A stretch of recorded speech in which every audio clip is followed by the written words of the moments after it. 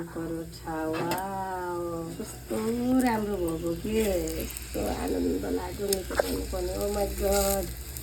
oh my god ल हेर्नु त साथीहरू जाँगर गर्नुपर्छ के जाँगर गरेपछि त गरेर खानु पाइन्छ नि त साथीहरू के छ र 2 दिनको जिन्दगीमा बाहिरको कामहरू पनि गर्नुपर्छ सामाजिक सेवा पनि गर्नुपर्छ सञ्जालमा पनि जोडिनुपर्छ घरको काम गर्नुपर्छ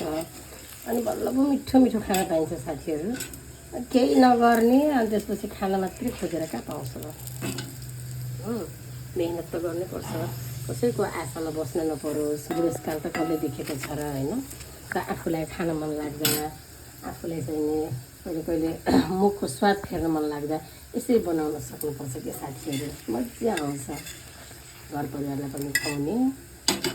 आफूले पनि खाने ल हेर्नु त साथीहरू कति रमाइलो फुलेको के भक्क भक्क कस्तो आनन्द लाग्यो घिउ हालिदिने बित्तिकै फुलेको धेरै चिल्लो पनि खान मन डर लाग्छ पेट दुख्छ साथीहरू वाउ